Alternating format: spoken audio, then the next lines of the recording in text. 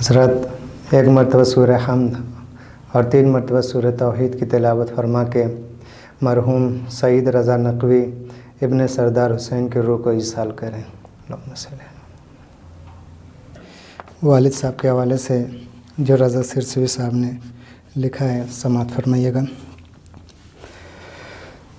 दिन ढले जब करके दूरी रज़ा आता है बाप।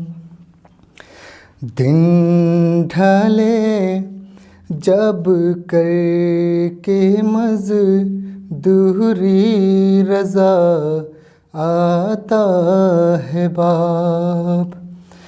देख कर हंसते हुए बच्चों को सुख पाता है बाप। दिन ढले जब करके मज़दूरी रज़ा आता है बाप। एक बच्चे की तलब में छोड़ कर आराम चैन। एक बच्चे की तलब में छोड़ कर आराम चैन। जाने किस किस दर पे मन्नत मांगने जाता है बाप। दिन ढले जब करके मज़दूरी रज़ा आता है बाप। सामने आँखों के जिस बेटे के मर जाता है बाप। सामने आँखों के जिस बेटे के मर जाता है बाप। लम्हा लम्हा जिंदगी भर उसको याद आता है बाप।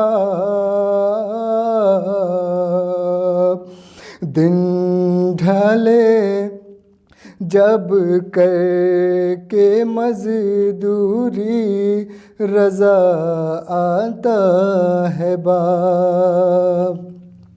जाने कितने ख्वाब करते हैं सफ़र बच्चे के साथ। जाने कितने ख्वाब करते हैं सफ़र बच्चे के साथ। घर से पहली बार जब स्कूल ले जाता है बाप। दिन ढले जब करके मज़दूरी रज़ा आता है बाप। उम्र भर रहती है उस बेटे के दिल में एक खलिश। उम्र भर रहती है उस बेटे के दिल में एक खलिश। जब तारक देखने पहले से मर जाता है बाप।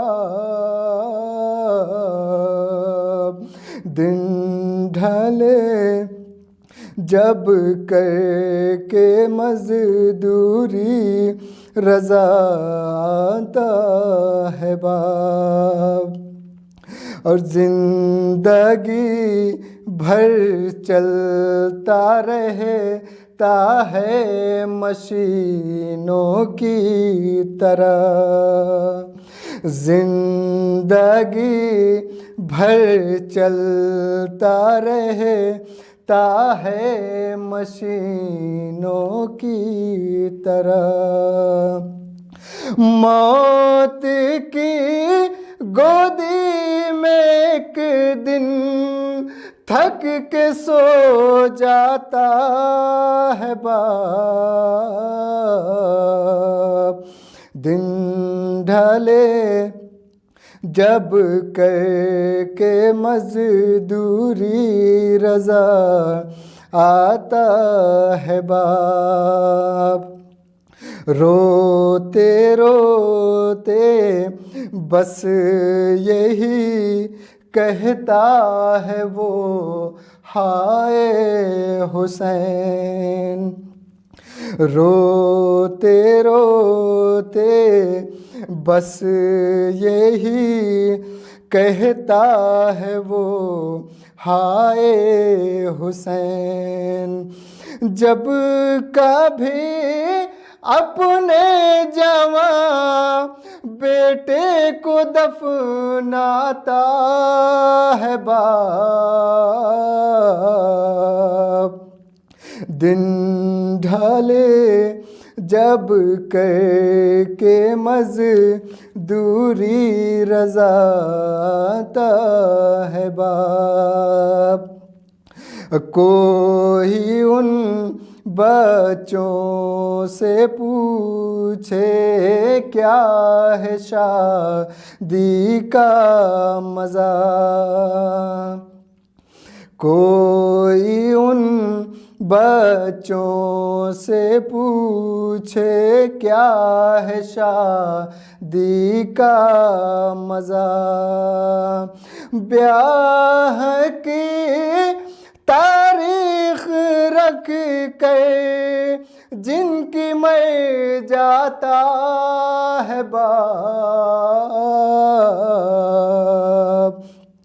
دن ڈھلے جب کر کے مزدوری رضا آتا ہے باپ، روزے عاشوراء بنا دیتی ہے ماں سقا ہمیں، روزے عاشوراء بنا دیتی ہے ماں سقا ہمیں، ایک چھوٹا سا اٹھانے کو علم لاتا ہے باپ، دن ڈھلے جب تھک کے مزدوری رضا آتا ہے باپ، رو کے زینب نے کہا بابا بھرا گھر لٹ گیا، رو کے زینب نے کہا بابا بھرا گھر لٹ گیا، جب شب شام غریبا میں نظر آتا ہے باپ،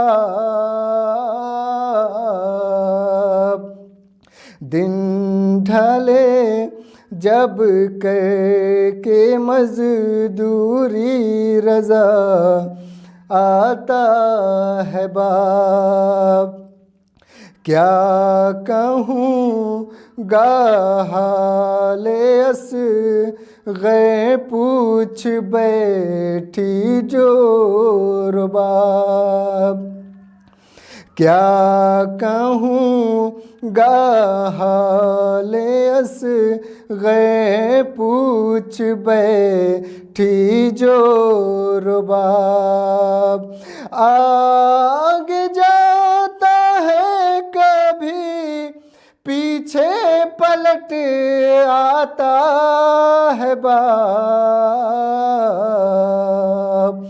دن ڈھلے جب کر کے مزدوری رضا آتا ہے باب قید خانے میں ہوا کوہرام بچی مر گئی قید خانے میں ہوا کوہرام بچی مر گئی خواب میں ایک شب سکینہ کو نظر آتا ہے باب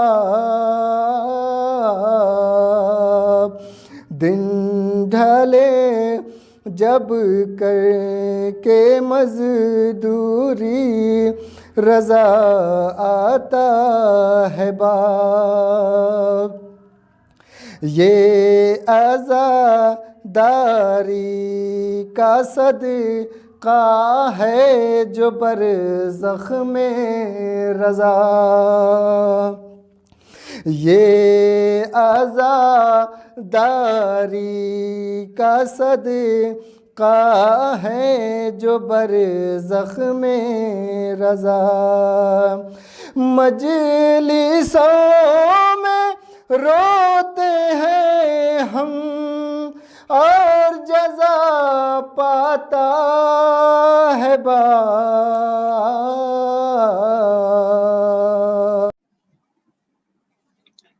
اعوذ باللہ من الشیطان الرجیم بسم اللہ الرحمن الرحیم الحمد للہ رب العالمین والصلاة والسلام علی اشرف الانبیاء المرسلین نبینا سیدنا ابی القاسم محمد اللہم صلی علی محمد وعلی آلہ الطیبین الطاہرین المعصومین لا سیما بقیت اللہ فی الارضین روحی وارواحنا لتراب مقدم الفدا ورحمۃ اللہ علی اعدائهم اجمعین بسم اللہ الرحمن الرحیم رب اشرح لی صدری ویسر لی امری واحلل عقدۃ من لسانی یفقهوا قولی اما بعد فقد قال اللہ تبارک وتعالی فی کتاب الحکیم والقرآن المجید وما خلقت الجن والانس الا لیعبدون۔ خداوند متعال کی بارگاہ میں شکر گزار ہیں کہ پروردگار نے ہمیں یہ توفیق عطا فرمائی۔ مجلس ترحیم ہے اور مجلس ایصال ثواب ہے۔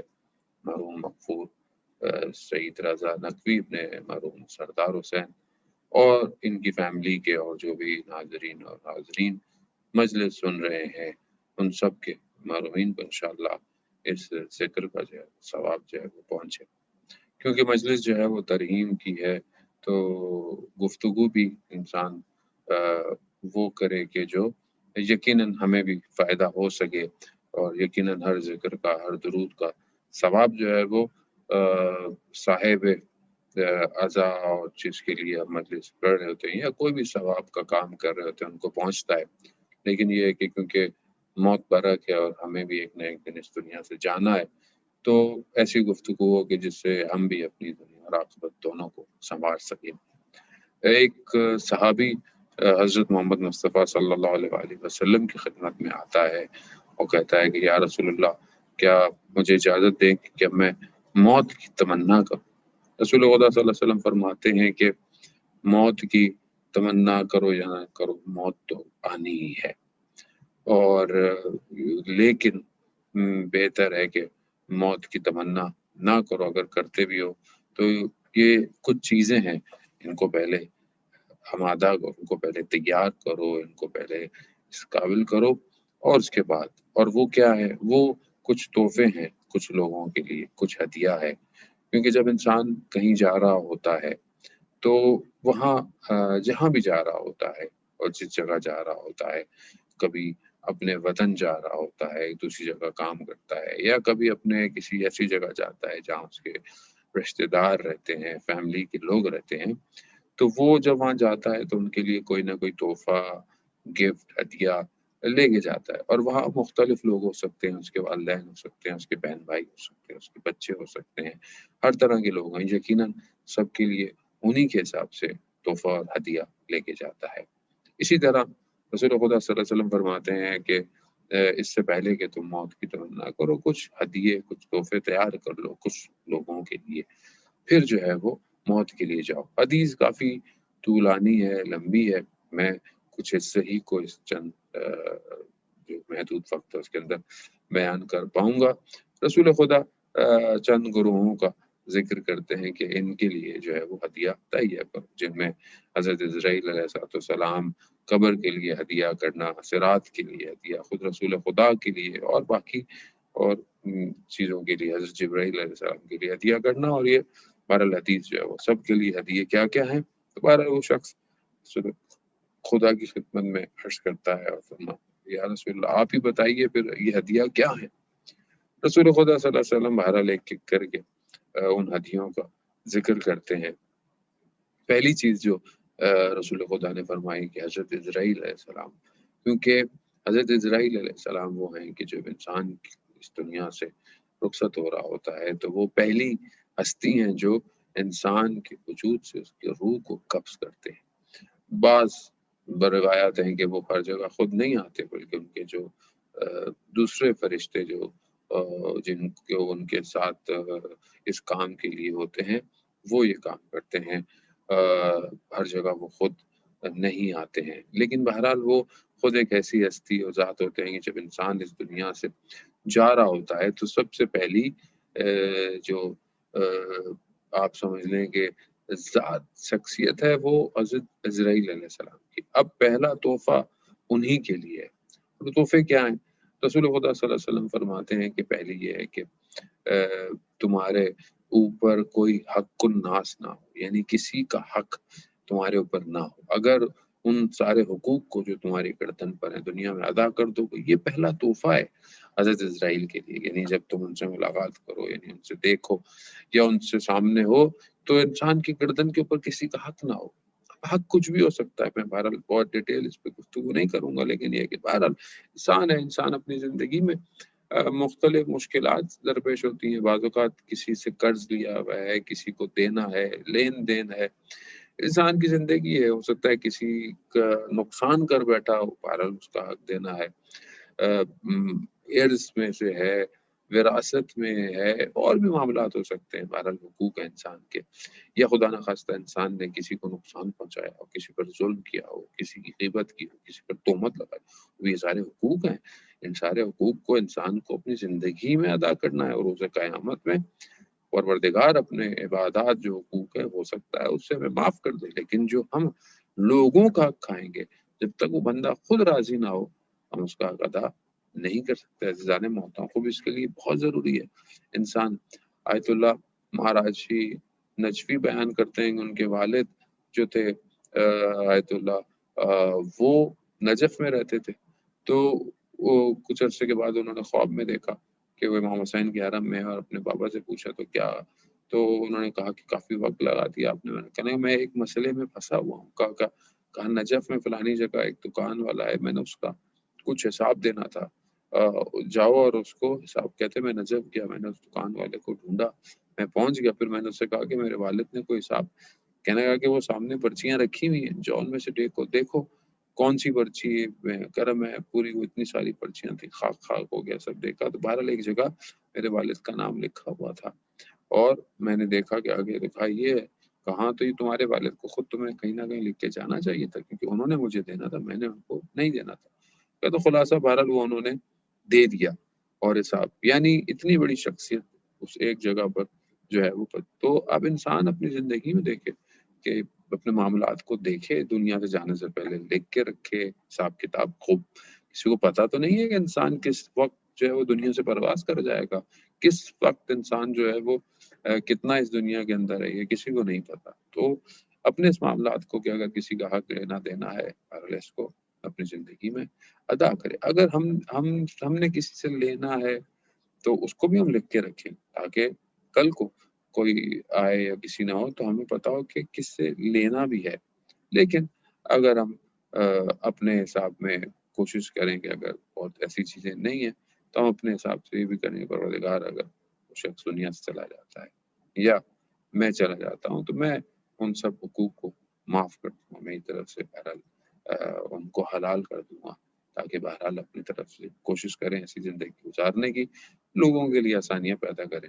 خدا متعال بھی ہمارے لیے آسانی پیدا کرے گا. بہرحال یہ پہلی چیز. دوسری چیز جو حضرت عزرائیل علیہ السلام کو ہم عطیہ دے سکتے ہیں وہ ہے کہ جو ہمارے اوپر چیزیں فوت ہو گئی ہیں، واجبات، نماز ہو گیا، روزہ ہو گیا، حج، زکوٰۃ، اس طرح کی چیز جو ہمارے پر واجبات ہیں عبادات میں سے، اگر وہ فوت ہو گئی ہیں یعنی قضا ہو گئی ہیں یا ہم نے ادا نہیں کی، ان کو کوشش کریں اپنی زندگی میں ادا کریں. ان چیزوں کو بھی لکھ کے رکھیں، کتنی انسان ہے زندگی میں، کتنی نمازیں، کتنے روزے، کیا چیزیں باقی ہیں، ان کو ادا کریں، لکھ دے خدا نہ خواستہ.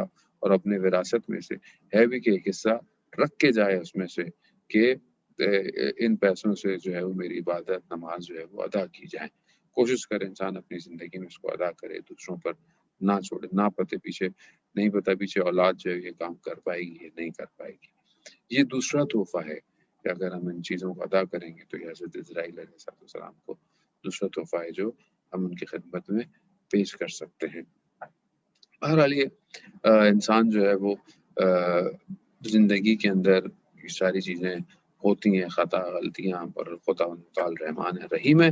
لیکن احادیث و روایات ہمارے لیے اس لیے بیان ہوئی ہے تاکہ ہم اس پر عمل کر اپنی زندگی اور آخرت دونوں کو سنوار سکیں. تیسری چیز لقاء اللہ ہے، خدا سے ملاقات کا شوق ہے. انسان اپنے اندر یہ شوق پیدا کرے، اور یہ تبھی ہوگا جب انسان دنیا سے محبت نہیں کرے گا. جب انسان ظاہر ہے دنیا کی محبتوں میں ڈوبا ہوگا تو پھر ظاہر ہے اس کے لیے دنیا کو چھوڑنا مشکل ہے. جب دنیا کو چھوڑنا مشکل ہے تو خدا سے ملاقات کا شوق کیسے رکھے گا؟ کیونکہ جب خدا سے ملاقات کا شوق رکھنا ہے دنیا کی محبتوں سے اپنے آپ کو آزاد کرنا پڑے گا. اور وہ تبھی ہم کر سکتے ہیں کہ جب ہم اس دنیا کی حقیقت سے واقف ہوں، آخرت کی حقیقت سے واقف ہوں، اصل خالق اور مالک سے واقف ہوں. ہر نماز میں ہم مالک یوم الدین پڑھتے تو ہیں، اور ہم کہتے تو ہیں الحمدللہ رب العالمین، ہم کہتے تو ہیں ان اللہ علی کل شیء قدیر، مگر ہمارا وجود اس چیز کو اس طرح تسلیم نہیں کرتا اس طرح کے بالکل انسان عین الیقین، حق الیقین اور عین الیقین کی منزلت پر فائز ہے. اب یہ تبھی ہو سکتا ہے کہ ہم اس شوق کو اپنے اندر ایجاد کریں، اور یہ شوق انسان کے ہر عمل کے اندر جو ہے وہ ظہور کرتا ہوا نظر آئے. یہ تیسرا تحفہ ہے جو ہم حضرت عزرائیل علیہ السلام کو دے سکتے ہیں. چوتھا تحفہ حضرت عزرائیل علیہ السلام کو جو ہم دیں گے وہ ہے کہ ہم موت کے متمنی ہوں، موت کی تمنا کریں، موت کے لیے تیار ہوں، ریڈی ہوں. کیونکہ اس سے بھاگ تو نہیں سکتے اور نہ ہی اس کو ہم ٹال سکتے ہیں. یہ وہ حقیقت ہے کہ جو ہر کسی کو آنی ہے. اور موت جو ہے وہ بالکل فنا نہیں ہے. موت تو انتقال ہے، ٹرانسفر ہے. جیسے ایک زمین یا ایک ڈاکومنٹ آپ کسی اور کے نام کر رہے ہوتے ہیں تو وہ چیز ختم نہیں ہو رہی ہوتی ہے، وہ ٹرانسفر ہو رہی ہوتی ہے. اسی طرح ہم بھی ایک پراپرٹی ہے خدا کی، ہم بھی خدا کی مخلوق ہیں، ہم خدا کی کریشن ہے. خدا ہمیں اس ملک سے، اس دنیا سے جو بہرحال ایک ٹیمپرری ہے، اس سے ہمیں ایک اصل دنیا، اصل حقیقت سے جو ہمیشہ ہے حقیقت، اس طرف خدا ہمیں منتقل کرنا چاہتا ہے. تو بہتر ہے کہ ہم اس انتقال کے لیے تیار ہوں، بہتر ہے کہ ہم اس بہترین جگہ کے لیے اپنے آپ کو آمادہ کریں، اس دنیا کو، اس دنیا کی لذتوں کی خاطر نہ بیچیں. اسی لیے امام علی علیہ السلام فرماتے ہیں کہ کم سے کم اپنے نفس کو اگر بیچنا بھی ہے تو جنت کی خاطر بیچو. تو ہم خواہشات کو، اپنی نگاہوں کو، اپنی آنکھوں کو، اپنے کانوں کو، زبان کو، اپنی سوچوں کو تھوڑی چھوٹی لذتوں کی خاطر، چھوٹے چھوٹے گناہوں کی خاطر نہ بیچیں، اور خدا کی بارگاہ میں استغفار کرتے رہیں صبح شام. خدا ہمارے وجود کے اندر اس تحول کو، اس تبدیلی کو، چینج کو پیدا کرے کہ ہم اس کی طرف جانے کے لیے تیار ہوں.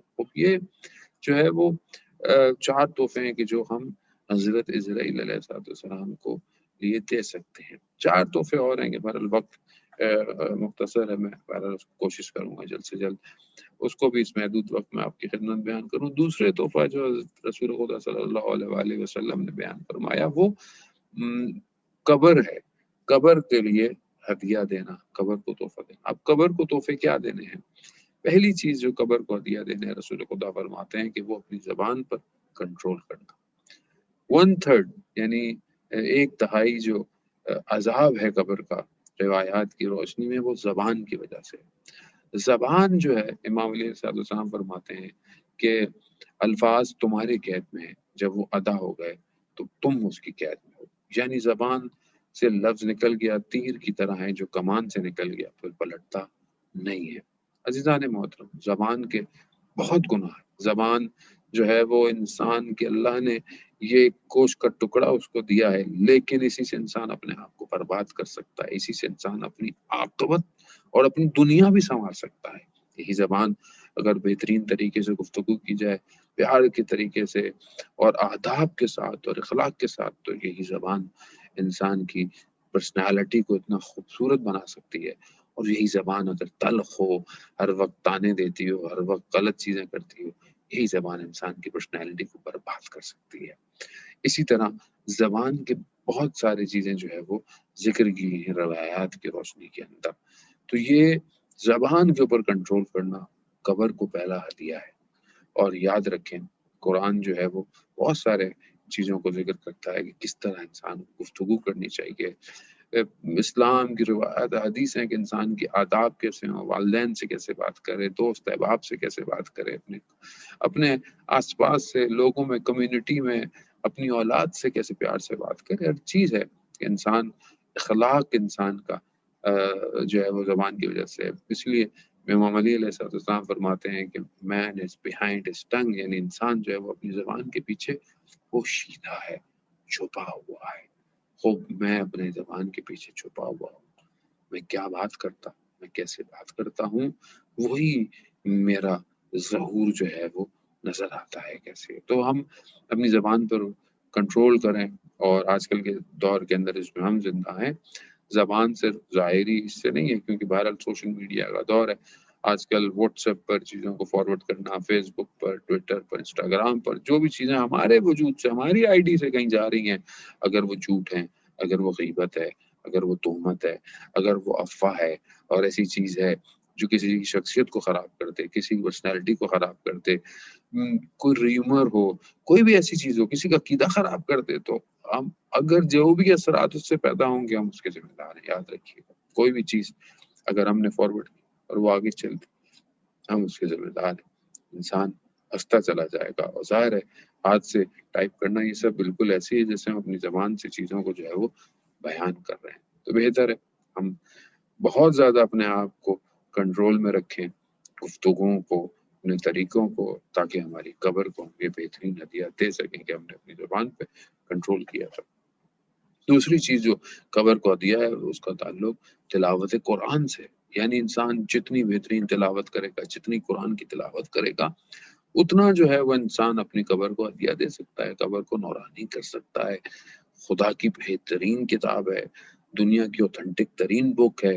ہم دیکھیں کہ ہم اس قرآن کتاب کا کتنا مطالعہ کرتے ہیں، اس کا ترجمہ کتنا پڑھتے ہیں، اس کی تفاسیر کو کتنا سمجھتے ہیں، اس کے درسوں کو کس طرح لیتے ہیں. آج کل تو انٹرنیٹ کا دور ہے، ساری چیزیں اویلیبل ہیں. ہمیں چاہیے کہ کیونکہ جنت کے درجات قرآن کی آیات کے جو ہے وہ تعداد کے مطابق ہیں، تو ہم چاہے کہ ہم کوشش کریں چھوٹی چھوٹی صورتوں کو حفظ کریں، اپنے بچوں کو حفظ کروائیں. ہمارے بچے جب قرآن کی تلاوت کریں گے، پڑھیں گے، تو نہ صرف ان کو اس کا ثواب ملے گا، بلکہ اس کا ریٹرن جو ہے وہ ہمارے آباء و اجداد تک بھی پہنچتا ہے کہ ان کی نسل میں سے کوئی بچہ قرآن کی بہترین تلاوت کر رہا ہے، حافظ قرآن ہے، حافظ نہج البلاغہ ہے، حافظ صحیفہ سجادیہ ہے، قرآن کی تفسیر. اور ظاہر ہے جب قرآن کا ذکر ہوگا، قرآن کی تلاوت ہوگی، قرآن حفظ کیا جا رہا ہو گھر کے اندر، گھر کا ماحول آپ سمجھ سکتے ہیں کہ گھر کا ماحول کیسا ہوگا. اور ظاہر ہے جس کا گھر جنت کی طرح ہو، اس کی قبر بھی جنت کے باغوں میں سے ایک باغ ہوگی. تیسری چیز جو قبر کو ہم ہدیہ دے سکتے ہیں وہ ہے صلاۃ اللیل، یعنی تہجد کی نماز پڑھنا. تہجد کی نماز جو ہے وہ اس کا اجر یہ ہے کہ اتنی نورانیت انسان کے وجود سے ظاہر ہوتی ہے کہ کوئی بھی چیز انسان کو اتنا نورانی نہیں کر سکتی. اسی لیے جو ہے وہ تہجد کی نماز کا اجر اور ثواب خداوند متعال نے اپنے پاس محفوظ رکھا ہے کہ اتنا اس کا ثواب ہے کہ خود پروردگار ہی اس کے اجر کے اندر کہتا ہے کہ میں خود جو ہے اس کا اجر جو ہے وہ اپنے بندے کو عطا کروں گا۔ تو ضروری نہیں ہے کہ اگر آپ فجر سے پہلے نہیں اٹھ سکتے تو آپ سونے سے پہلے بھی کچھ نوافل شب پڑھ سکتے ہیں اور خدا کی بارگاہ میں کھڑے ہو سکتے ہیں۔ اور اگر بہترین وقت تو یہی ہے کہ انسان جو ہے وہ فجر سے پہلے بلند تو اٹھے اور خدا کی بارگاہ میں اس سجدوں کو، قیام کو، قعود کو، قنوت کو، رکوع کو جو ہے وہ انجام دے۔ بہترین عبادت ہے، انسان کے دل کو خالی کرتی ہے، انسان کے وجود کو اس کے خالق کی طرف متوجہ کرتی ہے، اس دنیا سے اس کے دل کو توڑتی ہے، اس کے دنیا سے اس کے دل کو ختم کرتی ہے اور انسان جو ہے وہ آخرت کی طرف متوجہ ہوتا ہے۔ خدا نے متعالی سب کو توفیق دے کہ ہم اس کی بارگاہ میں اس عبادت کو انجام دے سکیں۔ تیسرا اور چوتھا اور آخری تحفہ جو ہم اپنی قبر کو عطیہ کر سکتے ہیں وہ ہے انسان اپنی طہارت کی طرف جو ہے وہ متوجہ رہے، یعنی نجاستوں اور چیزوں سے، پاکیزگی سے اپنے آپ کو نجاست سے پاکیزہ کرے۔ اس میں یہ ہے کہ انسان جو ہے بعض اوقات بہت وضو کے معاملے میں اور غسل کے معاملے میں اور سارے معاملات میں بعض اوقات انسان بہت وسوسے بھی کرتا ہے کہ میں پاک ہوا نہیں ہوا، یہ نہیں ہوا، لباس پاک ہوا نہیں ہوا۔ خوب یہاں پر انسان کو افراط اور تفرید سے بچنا چاہیے اور وسوسے بہت زیادہ نہیں کرنی چاہیے، لیکن اس کا مطلب یہ نہیں ہے کہ انسان ساری چیزوں کو اگنور کرتے کہ نہیں یہ پاک ہے پاک نہ، انسان کو ایسا نہیں ہونا چاہیے۔ بلکہ اگر نجاست ہے تو نجاست، تو انسان بہرحال اپنی پاکیزگی کا خیال کرے، طہارت کا خیال کرے، جب غسل ہو غسل کو انجام دے، نجاست کو اپنے بدن سے اپنے لباس میں کرے، اس کو صاف ستھرا رہے، اور یہ پاکیزگی اس کی قبر میں ہدیہ ہے۔ عزیزان محترم، بہرحال حدیث کے اور بھی ہیں کہ خدا تعالیٰ ہمیں توفیق دے کہ ہم ان تحفوں کو اپنی زندگی میں مہیا کریں، اور اگر ان میں سے ہم اپنے مرحومین کے لیے کچھ کر سکتے ہیں تو ہمیں ان کی قبر کے لیے کچھ نہ کچھ کرنا چاہیے۔ ہمارا صلوات کا ہدیہ دینا، ہمارے لیے فاتحہ پڑھنا، کوئی کام نیک کام کرنا، کسی کو اپنے مرحومین کی وجہ سے کسی کو دے دینا، حتیٰ مرحوم کے لیے صدقہ کرنا، ان کے روح کی بلندی کے لیے، ساری چیزیں ان کو وہاں پر اس عالم میں کہ جہاں پر کوئی بھی چیز مدد نہیں کر سکتی ہے، ہم ان تک کی چیزوں کو پہنچا سکتے ہیں، کیونکہ بہرحال مرحوم کی مجلس ہے اور برسی کی مجلس ہے، اور یقیناً اگر باپ جو ہوتا ہے وہ انسان کے جو ہے وہ سائے اور سائبان کی طرح ہوتا ہے، شیلٹر کی طرح ہوتا ہے۔ باپ اگر دنیا سے چلا جائے تو نعم البدل اس کا کوئی بھی نہیں ہے۔ ماں جس طرح ہوتی ہے اس کی محبت جو ہے وہ اتنی ہوتی ہے کہ خدا کہتا ہے کہ میں ماں سے 70 گنا زیادہ محبت کرتا ہوں، ماں کے پاؤں میں جنت۔ اس طرح والد کے لیے بھی بیان ہوتا ہے کہ والد دعا جو ہے وہ آسمانوں کو چیرتی خدا کی بارگاہ میں جاتی ہے۔ بہرحال خدا تعالیٰ ہمارے والدین کی، جن کے بھی والدین دنیا سے جا چکے ہیں، ان کی مغفرت فرمائے، اور جن کے والدین زندہ ہیں ان کی خدمت کرنے کی توفیق عطا فرمائے۔ اور بہرحال والد کا کردار انسان کی زندگی میں جو ہے وہ بہت زیادہ ہوتا ہے، اس کی تربیت سے لے کر اس کی ساری چیزوں سے لے کر ایام غم جو ہیں وہ پیشہ پیش ہیں، آنے والے ہیں۔ مدینہ میں بھی ایک والد جب دنیا سے جا رہے تھے تو بی بی زہرا سلام اللہ علیہا اپنے بابا کے پاس موجود تھی، اور دیکھا کہ دستک ہوئی، اور بی بی نے کہا کہ کون ہے؟ کہا کہ میں آپ کے والد کی زیارت کے لیے آیا ہوں۔ کہا کہ ابھی ان کی حالت مساعدت نہیں ہے۔ کہا میں بہت دور سے آیا ہوں۔ کہا کہ ابھی حالت نہیں ہے۔ کچھ وقت گزرا، پھر نقل الباب ہوا، کہا کہ میں آپ کے والد کی زیارت کے لیے۔ رسول خدا صلی اللہ علیہ وسلم نے فرمایا بیٹی آپ جانتی ہیں کون ہے؟ کہا نہیں بابا۔ کہا حضرت اسرائیل ہیں، کیونکہ آپ ہیں تو اس لیے اجازت لے کر وہ آنا چاہتے ہیں۔ یا رسول اللہ، یہ آپ کی بیٹی گریا کرتی رہی اور گریا کرتی رہی، اور آپ کے جانے کے بعد یہاں تک کہ حضرت اسرائیل دروازے کو دق الباب کر کے آنا چاہتے ہیں، لیکن آپ کے جانے کے بعد اس امت کے لوگوں نے آپ کی بیٹی کے دروازے پر دق الباب نہیں کیا، بلکہ آپ کی بیٹی کے دروازے کو جلا دیا، اور جلاتے ہوئے جو ہے وہ گھروں میں داخل ہوگا۔ یہ مشکل، یہ مصیبت کے ایام آپ کے جانے کے بعد جو ہے وہ بیوی پر پڑے۔ بیوی خود فرماتی ہیں کہ مجھے پر اتنی مصیبتیں پڑی کہ اگر دن روشن پر آتی تو پھر وہ رات کی تاریکی میں بدل جاتا۔ یا رسول اللہ، جب حضرت خدیجہ دنیا سے جا رہی تھی تو انہوں نے آپ کو وصیت کی تھی، اور وصیت میں ایک وصیت یہ بھی تھی کہ فاطمہ چھوٹی ہے، اس کو خیال رکھیے گا، اس کو کوئی تماچے نہ لگائے، اس پر کوئی اونچی آواز میں بلند ہو کر اس سے گفتگو نہ کرے۔ یا رسول اللہ، جب تک آپ زندہ رہے بیوی کو کسی نے کچھ نہیں کہا، بس آپ کے جانے کی دیر تھی، اس کے بعد نہ جانے کیا کیا مشکلات جو ہیں وہ آپ کی بیٹی پر آئیں، اور یہاں تک کہ جب دنیا سے چلی گئی، امام علی علیہ السلام جب قبر میں حضرت زہرا سلام اللہ علیہ کو اتارتے ہیں تو نہ جانے کس ہاتھوں سے اور کیا کہتے ہوں گے کہ یہ امانت جو آپ مجھے سونپ کر گئے تھے، یہ امانت کو میں صحیح طرح آپ کی خدمت میں جو دے رہا ہوں، لیکن امت نے اس امانت کے ساتھ کیا کیا۔ اللہ لعنت اللہ علی القوم الظالمین وسیعلم الذین ظلموا ایہم ينقلبون۔ پروردگار ہماری اس عبادت کو اپنی بارگاہ میں قبول مقبول فرما، جو پریشان حال ہے ان کی پریشانی کو دور فرما، جو بے روزگار ہیں اس کے حلال عطا فرما، جو پریشان حال ان کی پریشانی کو دور فرما۔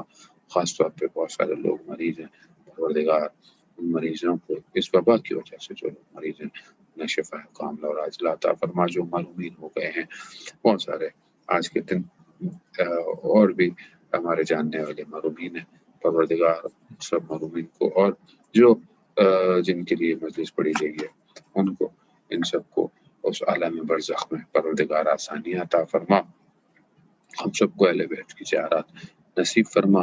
اللہ مغفرنا، اللہ مرزقنا زیارت الحسین فی الدنیا و شفاعت فی الآخرہ۔ آخر میں ایک اور دفعہ سورہ فاتحہ پڑھ کر بغض مرحوم سید رضا نقوی ابن مرحوم سردار حسین اور تمام مومنین مومنات مومنین کو، استاد سبت جعفر شہید کو، اور شہید قاسم سلمانی اور شہید فخر زادے کو۔ بسم اللہ الرحمن الرحیم، الحمد للہ رب العالمین۔